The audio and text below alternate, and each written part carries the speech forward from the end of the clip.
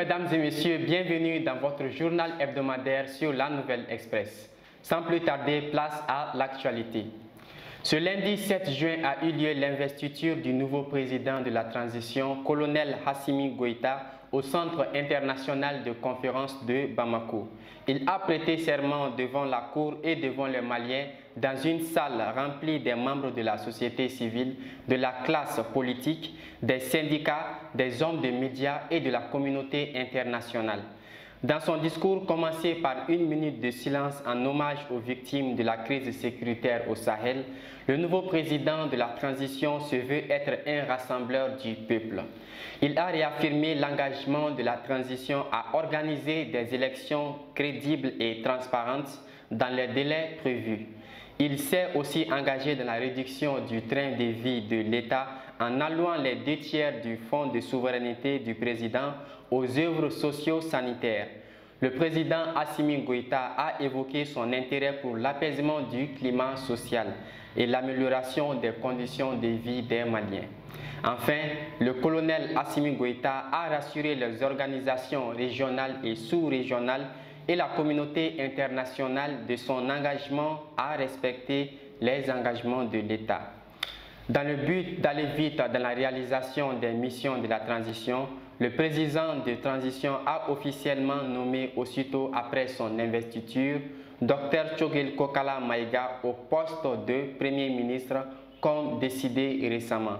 Rappelons que la moitié de la période de la transition s'est déjà écoulée depuis le coup d'État du 18 juin 2020.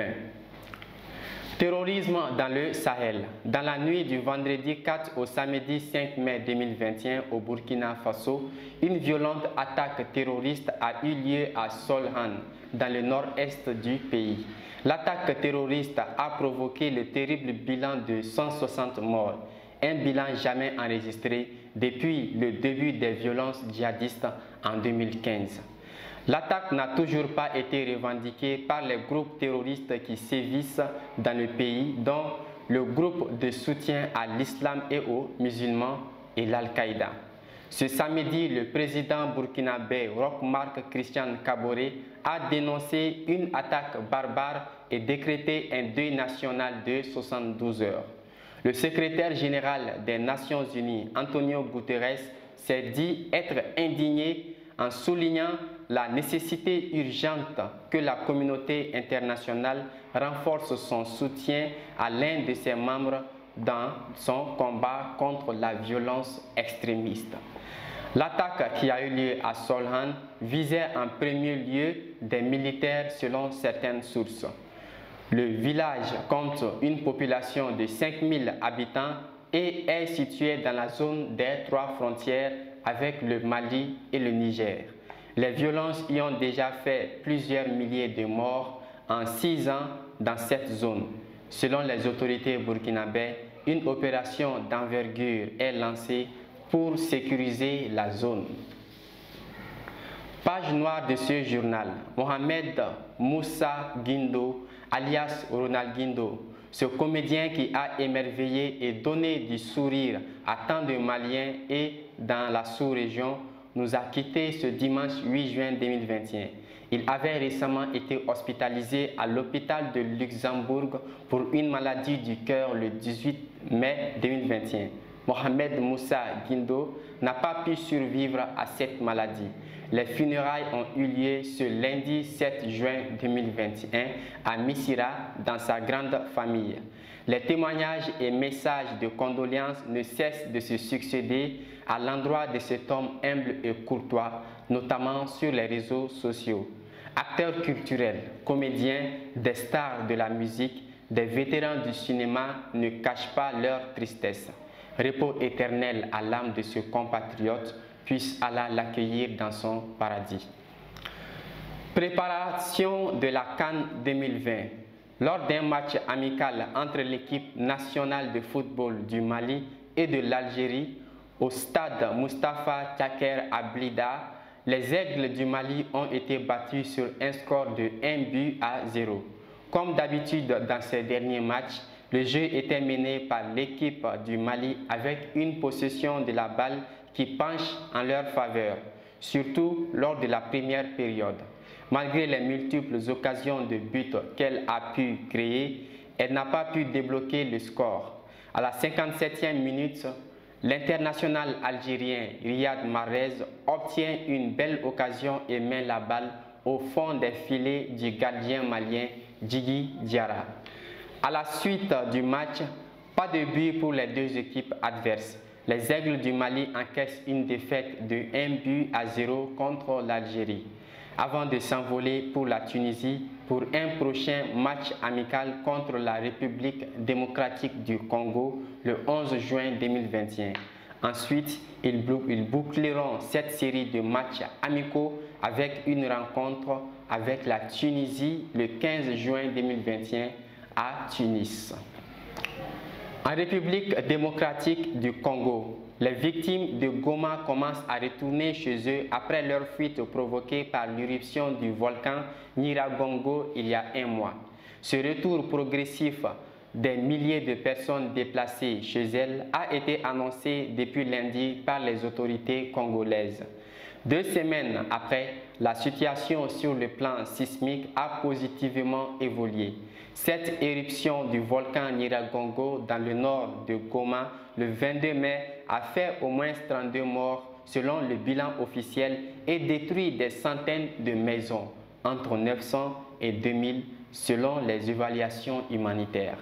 Au total, près de 400 000 personnes ont été déplacées, surtout à partir du 27 mai, par la crainte de nouvelles éruptions qui auraient pu provoquer l'éruption de lave dans la ville même ou l'explosion de poches de gaz méthane sous le lac Kivu, mettant en danger la vie de la population. Ce retour en cours se fera dans des conditions difficiles vu les dégâts causés sur les maisons et les infrastructures des quartiers de Goma sont privés d'eau et d'électricité. Un accouchement incroyable. Une femme sud-africaine a donné naissance à 10 bébés ce mardi 8 juin 2021. Il s'agit de 7 garçons et de 3 filles. La maman âgée de 37 ans, Gosiane Tamara Sitole, déjà maman de jumeaux, aurait accouché ce lundi par césarienne dans un hôpital de Pretoria. La maman était enceinte de 7 mois et 7 jours, selon le père des enfants qui se dit être heureux d'avoir eu autant d'enfants. La nouvelle qui a été annoncée par lui sur les réseaux sociaux a rapidement attiré la presse sud-africaine. Cet accouchement bat désormais le record mondial détenu par la Malienne Halima Cissé qui avait accouché le mois dernier de 9 enfants. La mère des décuplés affirme avoir souffert de complications prénatales allant des nausées matinales aux douleurs à la jambe. Aucune information sur l'état de santé des 10 bébés n'a pour l'instant été communiquée. Le plus grand buzz de la semaine. Lors d'un déplacement dans la Drôme, un département français du sud-est du pays, le président français Emmanuel Macron a reçu une gifle ce mardi 8 juin de la part d'un citoyen français. La vidéo de la gifle a circulé de façon virulente sur les réseaux sociaux, d'autres pour s'en réjouir et d'autres pour condamner l'acte violent. La présidence française dénonce plutôt une tentative de gifle. Cette agression a suscité la condamnation unanime de la classe politique française. 2 suspects âgés de 28 ans ont été arrêtés dans cette affaire. Selon le préfet du département de la Drôme, une plainte a été déposée contre les 2 hommes. Ils ont été condamnés à une peine de 18 mois, dont 14 mois de prison ferme et avec sursis. Une autre triste nouvelle de la semaine, la comédienne Maïmouna Hélène Diarra, dite Bouramousso Djougou, a tiré sa révérence ce jeudi 10 juin 2021. Elle a joué dans presque tous les grands films africains, les célèbres pièces de théâtre comme Wari. Née dans les années 1960 à Ségou, issue d'une grande famille chrétienne, après ses études primaires, elle s'installe à Bamako pour poursuivre ses études à l'Institut national des arts, INA, section art dramatique. Que l'art de cette compatriote repose en paix. C'est tout pour ce journal. Merci de l'avoir suivi. Nous vous donnons rendez-vous pour un nouveau journal hebdomadaire sur La Nouvelle Express. En attendant, portez-vous bien et merci beaucoup.